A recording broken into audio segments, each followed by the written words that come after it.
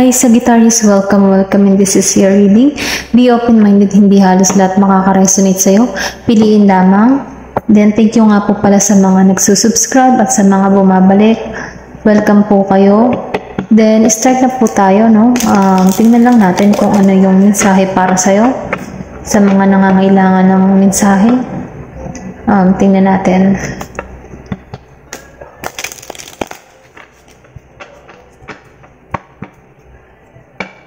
Give me the message for Sagittarius.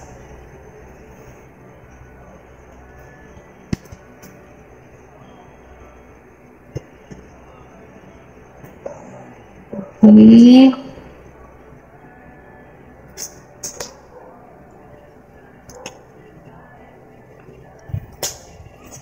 Yan. Tingnan natin kung ano yung lalabas. Okay, Nine of Cups. Then, meron ditong Judgment. Then, meron ditong Nine of Wands. Then, the Empress. Reverse. Reverse din tong ano, tawag dito. Sa Nine of Wands. Then, upright tong Nine of Cups. Okay? Tingnan natin, no. Yung iba sa inyo, no, magkakaroon dito ng ano, sabihin natin na wish fulfillment, no, kung ano man yung mga hinahangad mo, meron ditong tagumpay ako nakikita, no. Hindi halos lahat, no, kasi meron ditong positibo at may negatibo. Pero ganun pa man, dun tayo mag-focus sa positibo, okay? Kasi ang buhay talaga ay pulos pagsubok. So ngayon, start na tayo. Nakikita ko dito, no, dahil lumabas si Nine of Cups, meron kang ginagawa na pinagtatagumpayan mo ngayon, or pwede rin sabihin na marami yung mga pinagkakaabalahan mo, nagkakaroon na ng ano, unti-unting pag-angat, ano, kung ano man yung tinatrabaho mo. Nakikita ko rito na malaki, ano, may pagpapala kang makakamtan. Nakikita ko rin dito kasi kung makikita mo dito, pinupuno kasi yung cups mo. So, ibig sabihin, meron kang source na sabihin natin na ano, na pinagkukuhaan, or pwede rin sabihin na yung mga ginagawa mo, nagkakaroon na to ng ano, tagumpay, unti-unti nang umaani, okay? Nakikita ko rin dito, yung iba sa inyo, magkakaroon ng ano, kumbaga, mapagtatagumpayan, ano? Kumbaga, masasabi mong, nairaos ko din to, nagawa ko din to, nagtagumpay din ako. Yung mga ganun ba? Yung mga ganun na naisipan, no? Then, nakikita ko rin dito na magkakaroon ka dito ng ano, satisfaction, o kumbaga satisfied ka sa mga ginagawa mo, no? Then, nakikita ko rin dito ng ano, magkakaroon ka dito ng ano, life abundance. Kumbaga, magiging masagana yung buhay mo. Kasi, ayun, no, kung makikita mo, talagang meron kang pinagkukuhaan, no, na yung income mo, ito yung magdadala sa'yo ng ano, tagumpay, or kung ano man yung tinatrabaho mo, no, dire-diretso yung daloy ng biyaya, okay? Ito yung hindi halos lahat, ano, ito lang yung nakikita ko, yung iba sa inyo, okay? Then, nakikita ko rito sa Judgment, no, yung iba, nahihirapan na, ano, sabihin natin na ikaw ay ginigising, ano, or nagkakaroon ka dito ng wake up call na tinatawag ka dito, okay? Para bang tipo na, no, kumbaga, halimbawa, may nagawa ka na parang hindi ka, yung routine mo, dire-diretso na alam mo namang hindi makakabuti sa'yo, parang ginigising ka dito, nabuksan yung kaisipan mo para maalisan mo yung ganong ano, yung ganong sitwasyon, ano. Then, nakikita ko rin dito na, yung buhay mo, meron kang purpose kung bakit mo na sabihin natin, bakit mo nararanasan tong mga ganitong bagay, ano. Ayan. Kung ikaw man ngayon ay nakakaramdam ng struggle, ano, dahil hindi halos lahat, ano, ito lang nakikita ko, may dahilan kung bakit mo nararanasan yan, yung mga struggle, ano. Then, sinasabi din dito na sundin mo minsan yung inner voice mo, no, na naghihikayat sa iyo, ginigising ka, no, kasi meron kasi ditong ano sabihin natin na yung iba, no, nagkakaroon dito ng ano, sabihin natin na gusto nang sumuko, no? Maybe meron kang problema, meron kang sitwasyon na nahihirapan ka, no? Ayun yung nakikita ko. Then, maybe meron ka din ditong person na ayaw mo kausapin, nahihirapan kang makipag-ano sa kanya.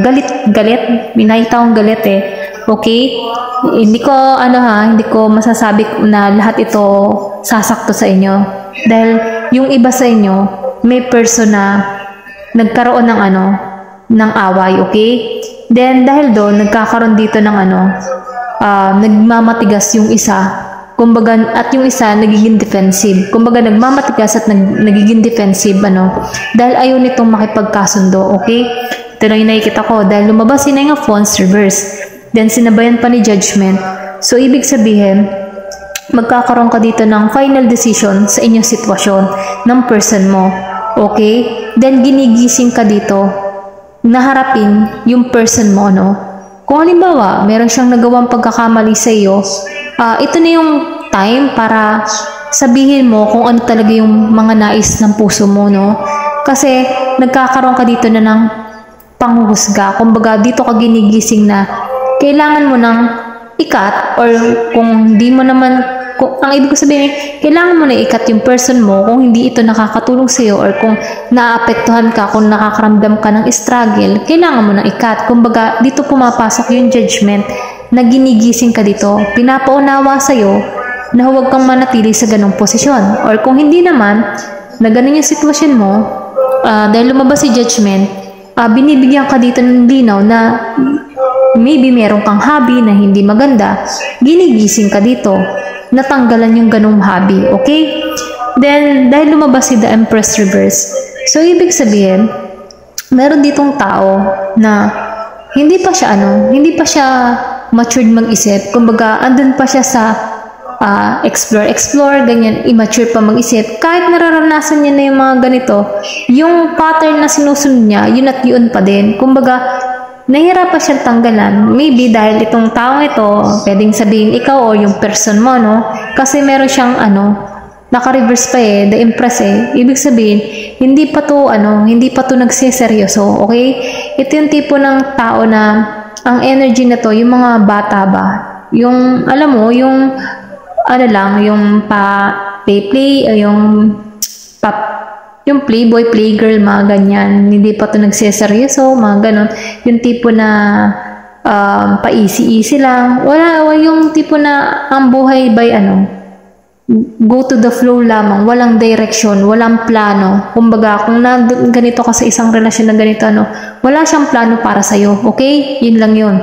Ito lang yung nakikita ko, Kasi nakikita ko rito na itong taong ito ay nagkakaroon to ng kumbaga, hindi siya caring, kumbaga, kung halimbawa, ikaw yung tipo ng tao na maalalahanin, hindi nasusuklian ng tao nito kung gaano yung ibinibigay mong atensyon, okay? Ito lang yung nakikita ko.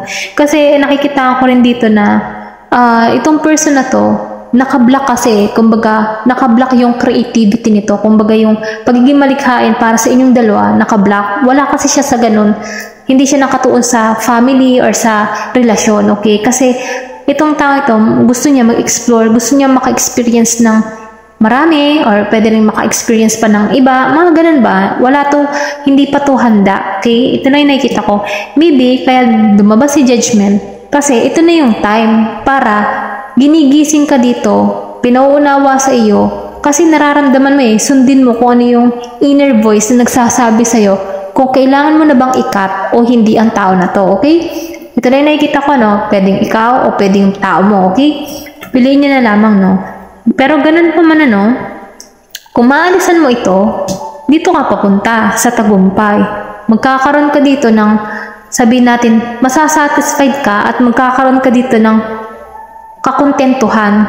Dahil, masakit man yung nangyayari mo dito, sa person mo, or pwede rin ikaw, or pwede rin sabihin sa group ng iyong field, okay? Hindi ko din masabi kung person ba to, or meron kang kasamahan na ganito na may pagka-toxic.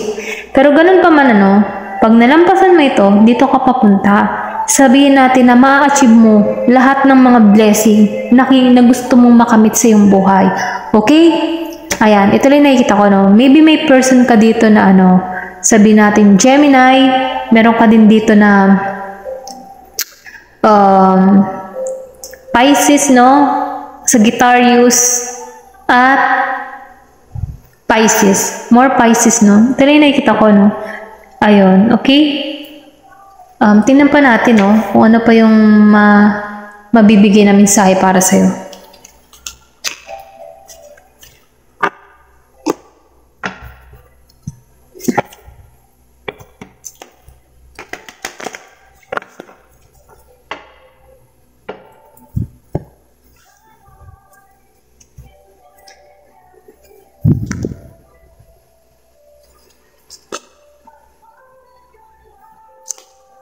Okay.